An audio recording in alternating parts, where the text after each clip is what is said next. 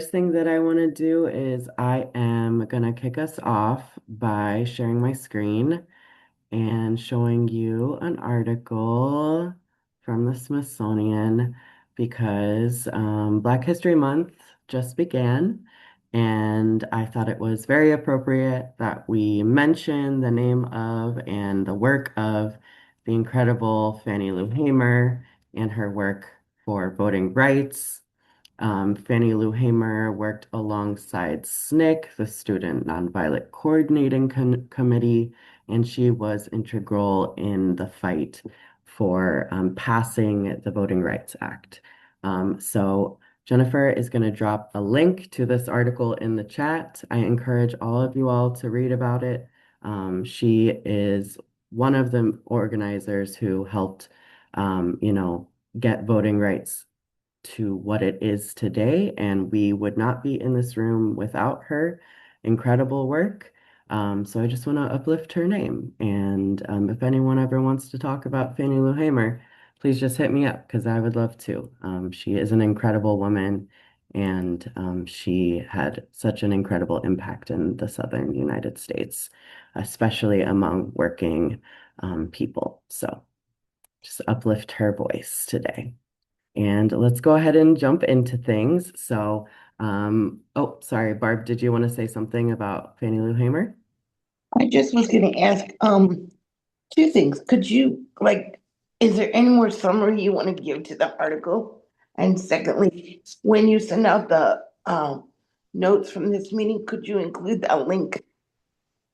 Yes, absolutely. Thank you. I will. All of the links that we use today, I will make sure that those get sent out to you. And let's jump back to this article. I don't want to go too deeply into it. It's mostly a summary of um, her work as a voting rights organizer, but she did grow up on a plantation. She was a sharecropper, and she did not know that she had the right to vote until she was 44 years old. Um, she learned about the importance of voting rights when she was working for the Student Nonviolent Coordinating Committee. You'll know that name because they were the group that was the most integral in the Southern United States to for the push for civil rights, especially during the 60s. Their work is the reason that the civil rights movement exists today. They were the leaders of really, really famous actions such as the lunch counter sit-ins. Some of their organizers were involved in the Freedom Rides, which were the rides across the states. Black activists traveled across the states and they held rallies throughout different cities fighting for their rights. You'll know SNCC because Dr. Martin Luther King Jr. was involved with their work. And yeah, I really recommend you all dive deeply into this article. It's an article from I believe, yeah, from the Smithsonian American Women's History Museum. So it's a really in-depth article, and it talks a lot about her history as an organizer. Um, and sh as you can see here, she was the youngest of 20 children and the granddaughter of enslaved people. And she grew up very poor. She lived on, as I said, a plantation growing up. She was born into a sharecropping family.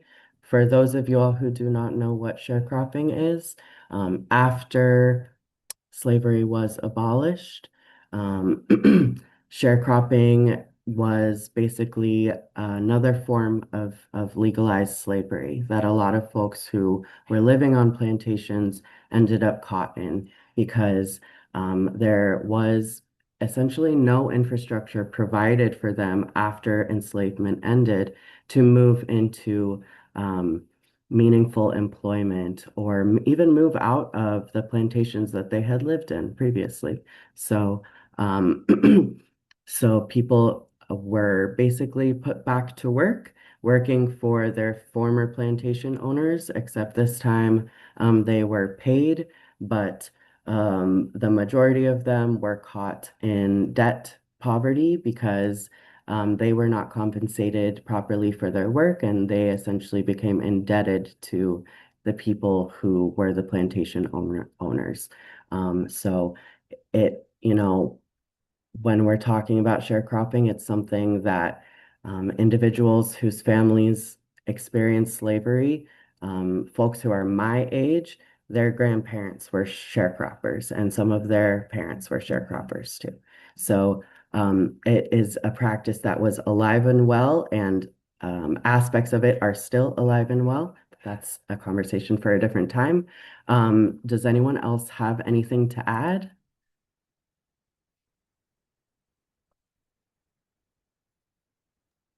I will just add that I've learned a lot about um, Black disability history from one of my daughters who did a project on it, and it was amazing to hear all of the contributions made and all of the rights that we have because of the different individuals that just fought for these rights and push things up to the highest courts that we have in the land. And so there's a lot of really great information on there. So if you even just do a Google search of Black disabled uh, advocates, you'll find people from Harriet Tubman all the way up to current day people, and it's really worth checking into. So I encourage that we all do that this month. So thanks for sharing that. Like I said, and earlier, we will share that article, and I really recommend y'all do some more research about Fannie Lou Hamer and the work of the Student Nonviolent Coordinating Committee. If you want to learn about nonviolent direct action that goes beyond just a rally or a protest, I would really recommend looking up their work. And I can share some more information about SNCC at a later or along with the resources that I shared about share. Oh my gosh, I can't speak. Share about Fannie Lou Hamer. Okay. Any more questions, comments? Awesome. Let's jump into things. And I lost my presentation. Here it is. So, like I mentioned before, I'm Rio, and today we are going to be talking a little bit about our strategies for this year. So, as those of you who were here remember, we were joined last month by Aubriana Wilson from AAPD, and she talked to us a little bit about some creating concrete plans for strategies and campaigns. Basically, talk to us a little bit about our goals for this year. Our goal is to register 50 people to vote, which I think is super achievable. And after her presentation, we kind of began our conversation about what we want our 2026 to look like, but we ran out of time right as we were kind of getting into the meat and bones of everything. So um, I'm really excited to continue our conversation. And tonight we are going to be joined by our lovely host, the one and only April McLeese. She uses she, her pronouns. Most of you all know April already, but if you don't, April transitioned through the Shapiro Developmental Center and multiple Scylla homes. She overcame challenges with self-harm, defiance, and community reintegration. She moved into her current Scylla home in June 2023, achieved her GED in under a year, and got her dream job at Goodwill. She currently lives with supportive roommates and staff, and she is very, very active in her community, and she advocates for less restrictive Scylla homes for all. And I am now going to pass things over to April, who's going to guide us forward.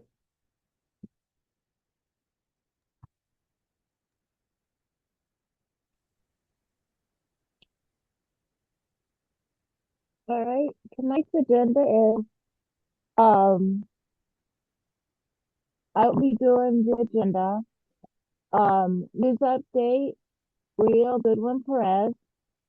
Questions, April. Example, strategies and plans, Rio Goodwin Perez. And then we'll be have a discussion.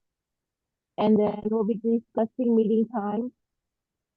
Then we'll be doing a survey and I'll be leading that. And then what's coming up next, and I'll be doing that. Next slide, please.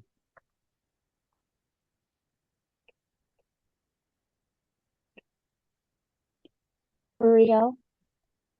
Thanks. So, as some of you all were mentioning in our last meeting and during our Going Home Coalition meetings, you guys are interested in hearing a little bit more about some news that we're watching. I will say it's really hard to condense everything that's going on right now, so I did have to pick and choose to things that are currently happening or happened like in the past week. Um, but we have obviously a lot of things that are affecting our communities right now, a lot that is affecting voting rights and generally our civil rights. So if anyone is feeling like they don't have a good idea of where to read news about our community or just in general, please reach out to me and Jennifer and I can help guide you through finding some sources so that you have a reliable place to read the news. So first off, I thought we would start on the state level. So as some of you may know, the governor's budget address is happening on February 18th. So Governor Pritzker will talk about Illinois' budget, whatever changes are going to be happening. Um, and that evening, we will have a Going Home Coalition meeting, and we'll hear from our executive director at the ARC, Samantha Alloway, and she's going to talk about how the new budget is going to affect our community. So she'll give us a little bit more of a breakdown. So for those of us who, watching the governor's budget address may not be as, approachable or accessible, then Samantha will be able to really break things down and let us know how things are going to change for us and for our community. And then after she gives us a little debrief, she is going to open the floor for conversation and discussion. So if you have already questions about the new budget, then bring those. Or if you come up with questions during her debrief, then you can go ahead and ask those. Um, I will be sending out the registration link for that meeting, and I believe we can drop it in the chat now. But that is going to be a really, really exciting meeting, and so I encourage all of you guys to join. And if you're not a member of Going Home Coalition already, please join us because that work is very related to the work that we do here at Rev Up. And I think learning about all of the issues that are affecting our community beyond just voting rights is really important. Um, and then some really cool and interesting news. House Bill 4339, high school voter registration. This was already introduced by Representative Kimberly DeBouclé of the 5th District. And here's just a summary. So it amends the school code and says that beginning with the 2026-2027 school year, it will require a school district maintaining any grades, not maintaining of any grade. So basically, if they have a high school, all the districts will be required to provide eligible students with the opportunity to register to vote. So that means that anyone who is turning 18 or is 17 but will turn 18 before the general election, they will be given the opportunity to register to vote in school.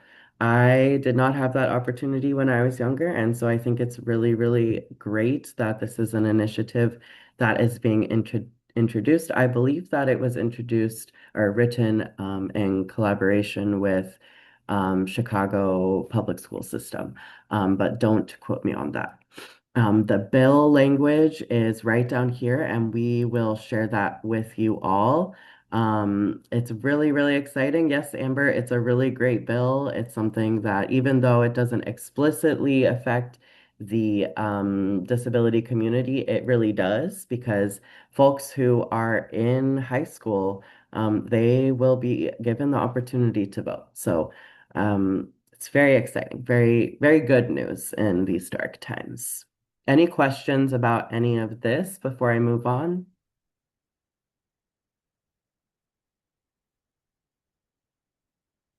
Okay, great. More news. So federal level, unfortunately, not so great news. So some of you all may have heard that Robert F. Kennedy Jr. appointed 21 new members to the Interagency Autism Coordinating Committee, or IACC. This committee is a federal advisory committee that is nonpartisan, that provides advice to Health and Human Services regarding they spend their money. And traditionally, this committee it consisted of autistic self-advocates, um, people who are family members, autistic researchers, scientists generally not anti-vaxxers. And these new committee members do have a track record, unfortunately, of being very anti-vaccine, linking autism to vaccines and attempting to cure autism. And I can't stress enough how much we disagree with all of this. We here at Going Home and Rev Up, we want to affirm that we support and love autistic people how they are, and we do not believe uh, that we should even be looking for a cure, because that's not something that we should be spending our time on, because there's other priorities for people with autism, such as creating supportive living environments and giving them the opportunity to work in accessible places and live full lives. So if anyone is feeling troubled by this news, I completely understand that as an autistic person, and I just want to say that if you feel like you need someone to talk to who understands your situation, and understands how painful something like this can be and how dangerous it can be for people who have autism, especially when it comes to receiving services and just like societal perception of autism, please feel free to reach out to me, and I would be more than happy to sit down with you, and we can talk about how we're feeling. And just want to say, Going Home, we want to affirm and that we support and love autistic people how they are. Okay. Most of you all probably heard the news. The House did pass a budget bill to end the partial government shutdown. The government entered a temporary partial shutdown from January 3rd to just yesterday. And for those of you all who are not aware, the major reason that this budget bill was getting stuck is because of the current situation with ICE activity throughout the country, specifically the situation in Minnesota. So an agreement was reached. The Department of Homeland Security bill was separated from the larger budget bill, and the majority of the government, all but DHS, is funded throughout the end of this fiscal year. And DHS, Department of Homeland Security, currently has 2 weeks of funds, and so lawmakers are going to have to try to figure out funding for Department of Homeland Security. Um, if you are interested to read a little bit more, you can read the article that Jennifer just dropped in the chat. That's from NPR, and it will tell you just a little bit more about kind of how the budget bill got passed and more specifics about the situation. And then finally, something that directly affects voting rights access. Our president called on Republicans to nationalize voting. So According to the US Constitution, Article 1, voting regulations are determined um, by the states. So each state creates the regulations for their voting practices, and it's not something that is federally mandated. It's up to each of the states how they lead their elections and how they lead voting. And so. Obviously, it's worrying to hear the sitting head of state call for a change to constitutional rights to happen. So that's something that we are aware of. And as we hear more information about that, we will let you know. There's an article here. I believe it is to a Politico article. And if anyone else hears anything that they feel like I should know, please send it my way. This did just happen. And there's no executive order and there's no legislation that's currently being introduced. So that is good news, but of course, it's something that we need to be aware of when voting rights are possibly coming under attack. We need to be able to jump into action if that happens. Okay. Any questions, comments about current news? I know it's really heavy. If there's other things let's see. Do we know if there's a phone line or email address we can use to make advocacy calls about the autism panel? Yes, I will send you the IACC website. Their meetings are public. So we are able to attend the meetings and give leave comment there. So that's something that I encourage us to do. Unfortunately, the meeting schedule has not been posted. So the last meeting was in January, and the other meetings have not been posted yet. As soon as we hear something about that, I am checking the website regularly. I will let you all know, and we can jump into action. I'll send an email blast out. I'll encourage you guys to attend the meeting. And if you're not able to attend the meeting, then we'll figure out another way for you to be able to leave a comment. And in the meantime, like Amber mentioned, we can contact our legislators. So if you want to go ahead and reach out to your federal representatives, let them know that we disagree with what is going on with the IACC because their advice determines how approximately $2 billion of autism related funding is used throughout the federal government. So it is a really, really big deal.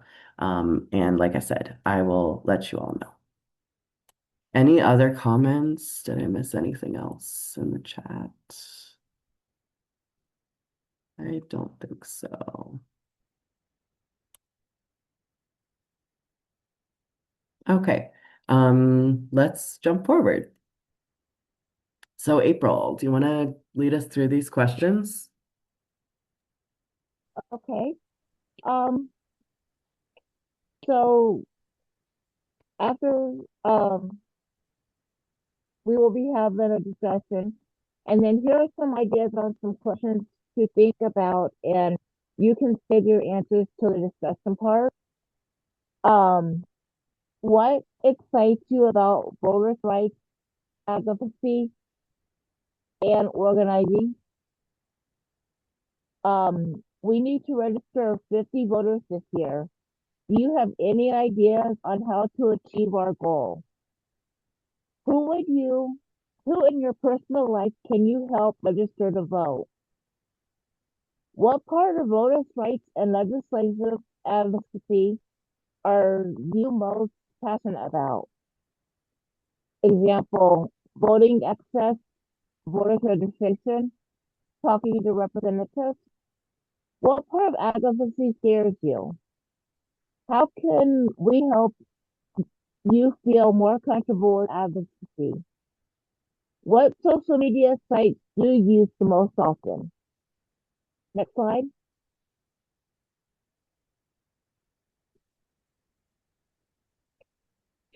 Okay, so Real. yeah, thank you, April. So like April mentioned, those are some questions that we can jump into once I go over this example of a strategy plan, and we have our discussion as a group. So last session, Aubriana brought this Smarty tool to us, which I think is just so great. I love an acronym. So just a reminder that this tool is used to help plan campaigns so that you can basically have some rules to follow to make sure that you're successful. So just a reminder of what each of these letters stand for. We've got S, which stands for specific, M, which is measurable, A, ambitious, R, realistic, T, time sensitive, I, inclusive, and E, equitable. So what I did was I created a very, very basic example strategy plan so that you guys can kind of have an idea of what it looks like for each of these specific um, parameters to be implemented, to be used when we're coming up with our campaigns. So, my example campaign is a voter registration drive. So that has to do with the word specific, right? So I know exactly what I want to do. I want to register people. And I also know this is adds to this how specific the plan is. I know I want to work with individuals with IDD who work at an art studio. Some of you guys know I used to work at an art studio, so I'm using them as an example. Measurable. Measurable means how can we know that we are successful, right? What tool can we use? Are we counting something? Are we collecting surveys? Are we collecting interviews? Are we having a certain amount of webinars, etc.? So my measurable goal is that I want to register 20 new voters. And then my reason, intention, issue, this has to do with equitable. So how can I make sure that people are getting equal access to voting? So I said individuals with IDD often are not aware of their right to vote. We want to combat that, fight against that by having voter registration drives. And this obviously is ambitious because 20 people is more than 0 people or more than one. It's a good group. And it's something that is working towards inclusivity, right? Because we're working towards people with individuals with IDD. And we are also aiming to help improve access for individuals who are marginalized. And let's jump to time sensitive. So the deadline that I set was before March 1st, 2026. And the reason we want to have a deadline is so that we're not leading a forever campaign, right? It starts and it ends. It has a measurable goal. And once it's finished, we talk about whether it was successful and we move on. And then the methods that I'm using, this is how we're going to achieve our goal, how we're going to achieve our campaign. We're going to work with an art studio to use their space, and I will bring computers for individuals to register to vote online. And then we will provide new voters with information about filling out ballots and how to find their polling place, etc. Does anyone have any questions about this little example that I've come up with? Let's see. Thanks for dropping that. If you want to read the questions that April asked earlier, or if you want to read again what Smarty stands for, Jennifer just dropped both that information in the chat.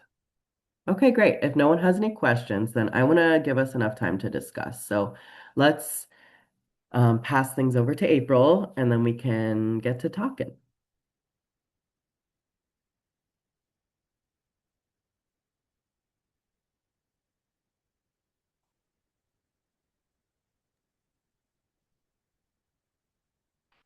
All right. Discussion. All right, it's time to do discussion now. Campaign to focus on topics for the following meeting.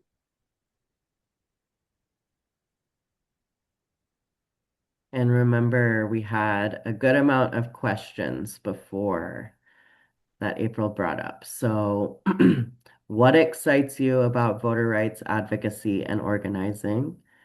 We need to register 50 voters this year. Do you have any ideas on how we can make that happen? Who in your personal life could you help register to vote? What part of voter rights and legislative advocacy are you the most passionate about? What part of advocacy scares you? How can we help you feel more comfortable with advocacy? And what social media do you use the most often? So, just some ideas for those of us who might not know where to start. Anyone have anything they want to talk about? If not, I'm I going to think start calling on people. I Go think ahead, if April. I think if we like are trying to get more people to vote, maybe come up with some handouts. Like if people haven't voted before, they might be a little nervous.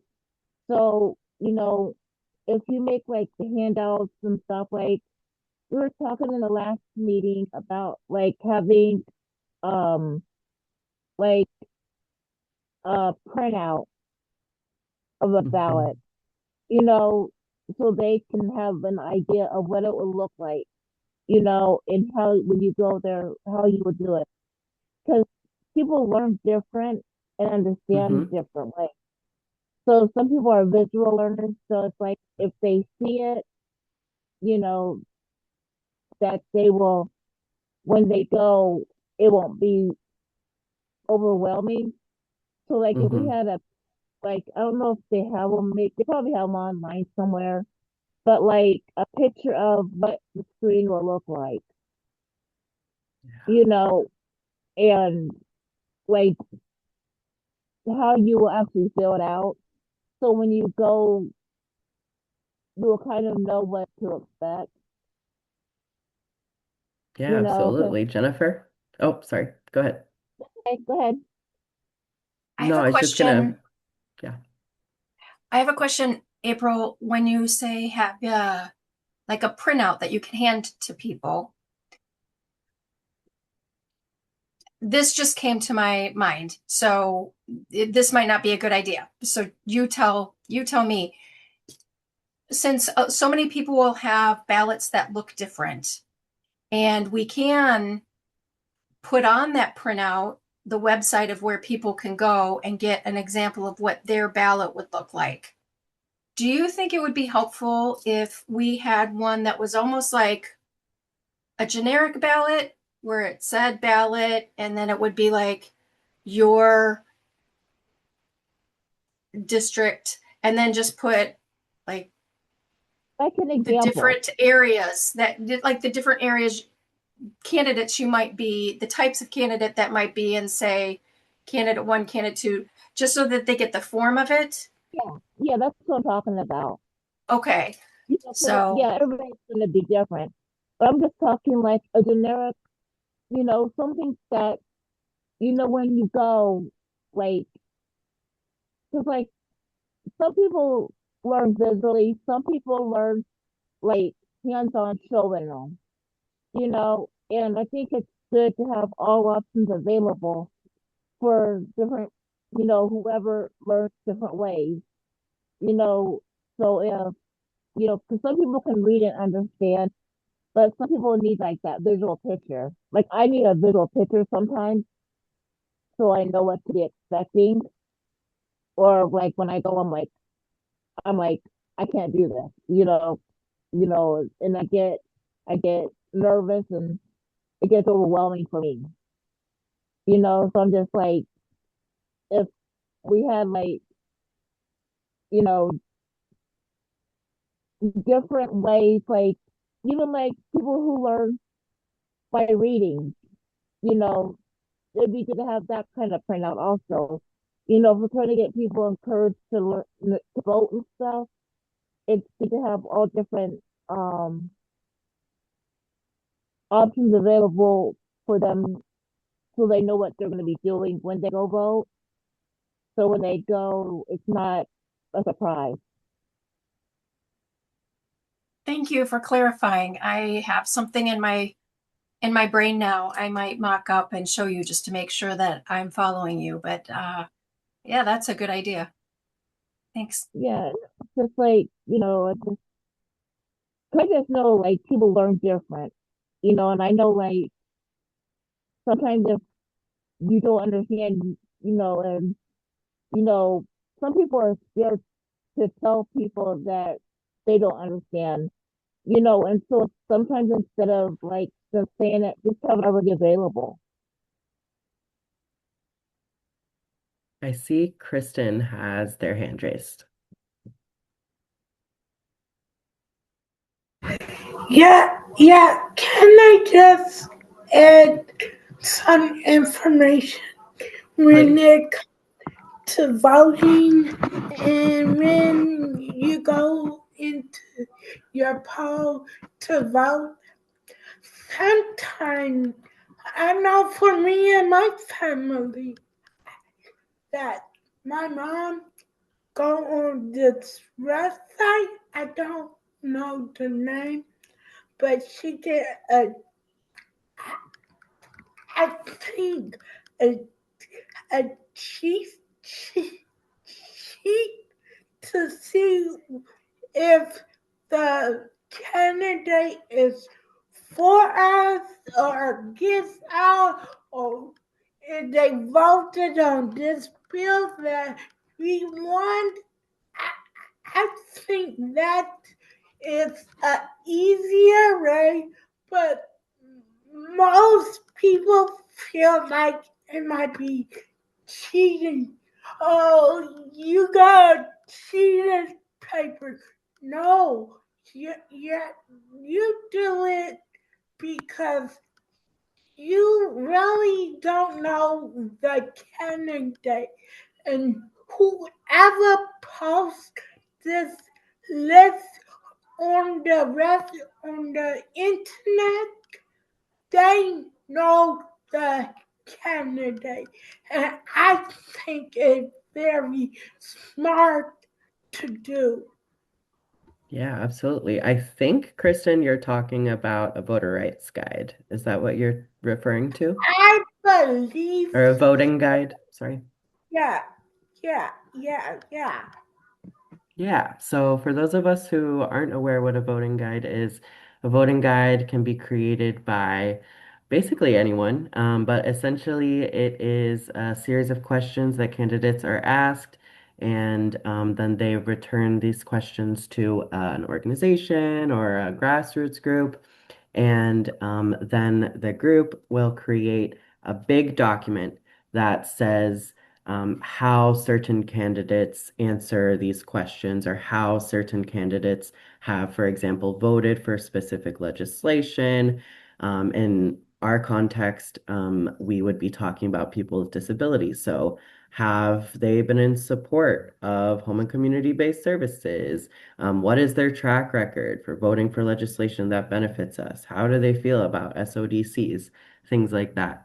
I want to say, Kristen, that is not cheating. And it's a very, it's a way, I think a voting guide is a way to make something that is generally very inaccessible more accessible for those of us who, for example, we work and we don't have a lot of time to do research about candidates, or if we're just not familiar with how to find candidate um, websites or platforms, we can use a voting guide to help us figure out who is working in our best interest, who is working for us.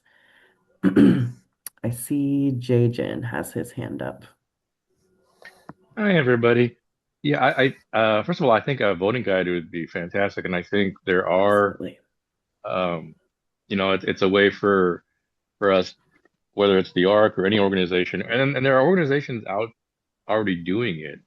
So if you can find a good one, it just kind of lists the candidates and their positions on different issues. And I think for us, it's just a matter of making sure that we include both sides and all parties so that it's we're not being biased with any way with that. I think in terms of activities, um, as some of you may know, I'm also co-founder of the Chicagoland Disabled People of Color Coalition, and we'd be happy to partner with Rev Up Illinois to host upcoming webinars or town halls.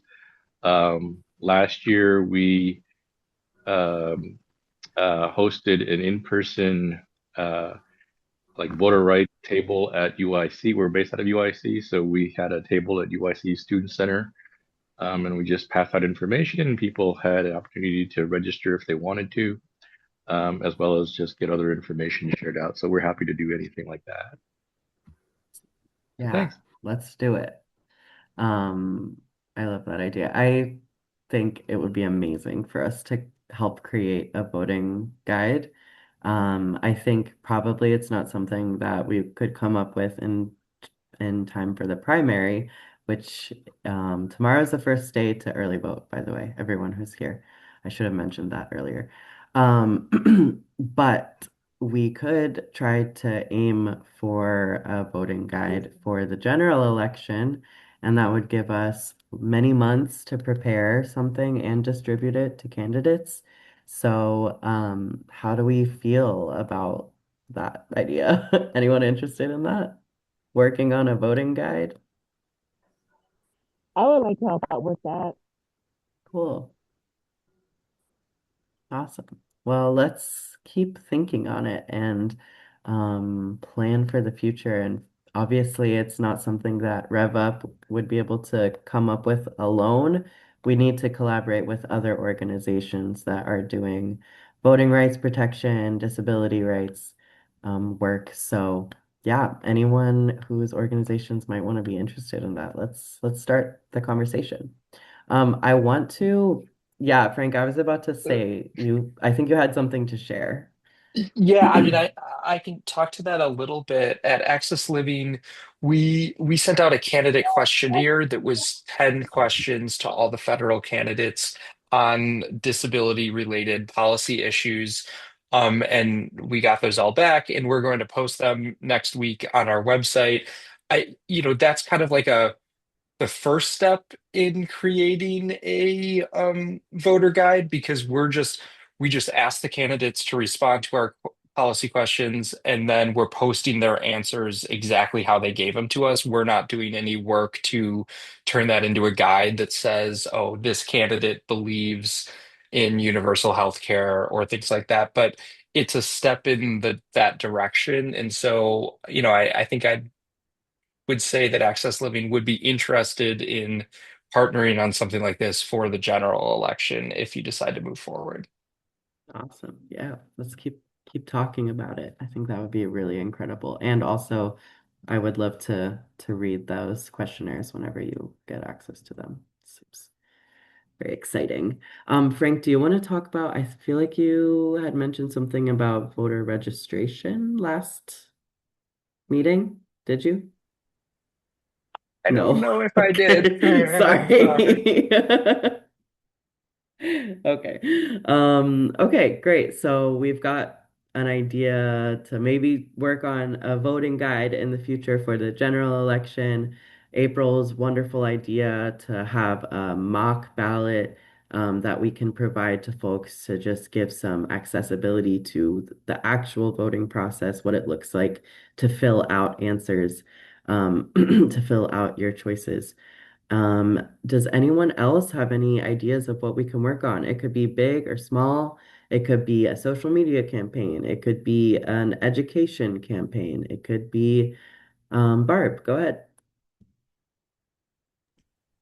Mine is just really sort of tagging on to some of what you already said, but I know people get anxious and maybe they've never voted before. So it wouldn't hurt maybe to have them know where they're going to vote. I mean, what does the building look like? What is, kind of what is inside? And then, I know there's, um, for example, our office where you can vote. I mean, there are several sites, but all year round you can, and I've lost the term, but you can go to the local office where you register to vote, or where you might even vote. And they have some sample ballots that you could look at, and that might be where you choose to vote early when there's not a crowd, so that you could literally get the feel of where are you voting? Yeah, I love that What idea. place does it look like, and what might the ballot look like? So it's less, so it's more familiar when you actually do it. And if people have, a large amount of anxiety, I don't know when the cutoff is, but I know people can register to vote by mail as well. Hmm. Yes, they can. And then you're voting in your own home, Yeah, which might be more comfortable for some folks. yeah, absolutely. I think any information about the logistics would be really helpful for a lot of folks. I'm trying to find my voting schedule right here. Uh, so March 12th is the last day to receive a vote by mail application. And as long as your ballot is postmarked by the date of the election, then your vote in Illinois will get counted. So I would be curious, Barb, to learn if every voting site has mock ballots. Or Jennifer, do you have an idea? I think they do actually. I Okay. think they're supposed to. Okay. But I do know Ballotpedia is, if you put your address in there, you can get a mock ballot. Although what I'm seeing on there is in primaries, you declare a party, Mhm. and on the sample ballot for Ballotpedia, they just have like one ballot with all of the parties in it. So it's close, but for somebody who really wants to see what it's going to look like, I think the ones that they have in the paper, or probably the Illinois Board of Elections or at the office, would be a better example. So I have a question for folks. For those of you all who are going to vote or maybe haven't done so before or would benefit from resources that we're talking about, would you be interested in having a session right before the primary election to have, time to ask questions about the process or walk through the basics of what it looks like on election day? You can say no if that's not helpful.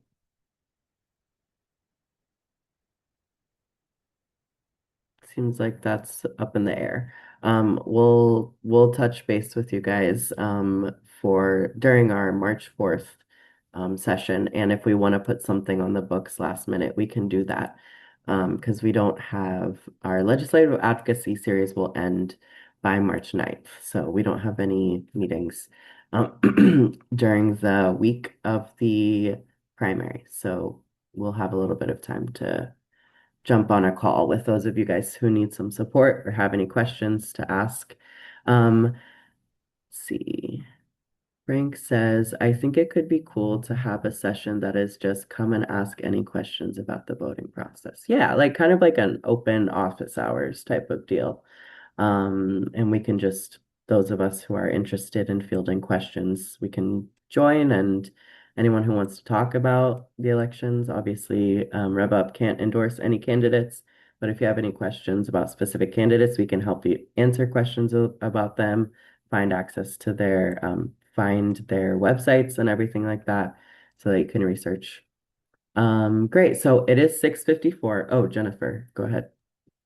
As I was looking at the Ballotpedia, I was noticing there's a lot of offices that are up for election on the state level Mhm. that can be confusing to people, especially if they're the first time. Like the governor, we always say is equivalent, the state equivalent to the president of the United States, but it's not a vice governor, it's a lieutenant governor is the next. Mhm. And what's a secretary of state and an attorney general and the different offices. So I don't know if anybody has an example of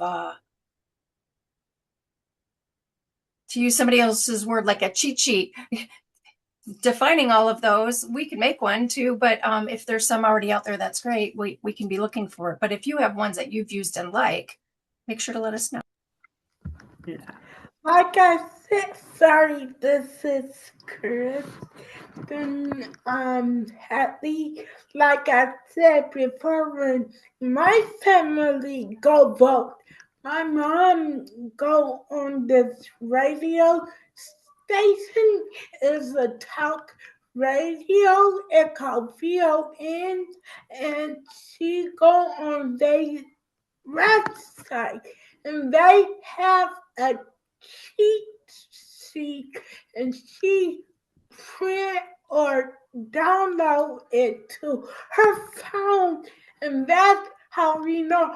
Oh yeah, we want to vote for them, or no, we want to vote for. No, we don't want to vote for them. Yeah.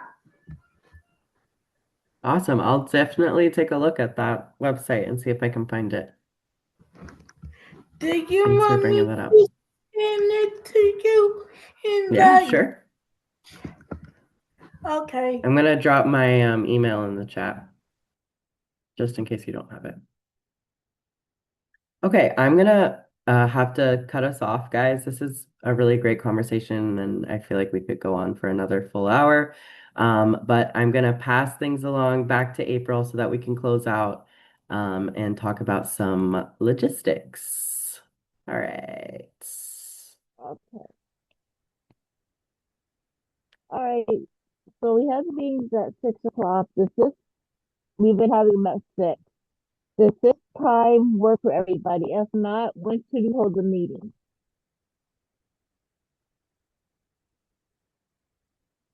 I guess maybe just sound off in the chat,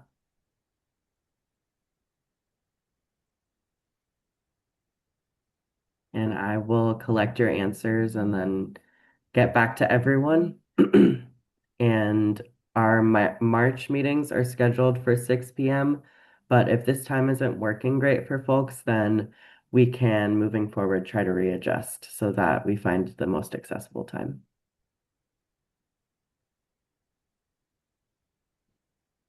All right. If you know anybody that would like to join our coalition, we're looking for advocates and organizations that would like to join our coalition in a more formal role. To help guide our work and organize with us, you can scan this QR code. Next slide. If you're interested or know somebody that's interested, they can scan this QR code and fill out the survey. Next slide. What's coming up next? Golden Home Coalition Governor's Budget Debrief with Samantha Alloway, February 18th, 2026 at 6 to 7 o'clock. March Policy Meeting, Rev Up, March 4th from 6 to 7. And Golden Home Coalition Meeting, March 11th from 6 to 7.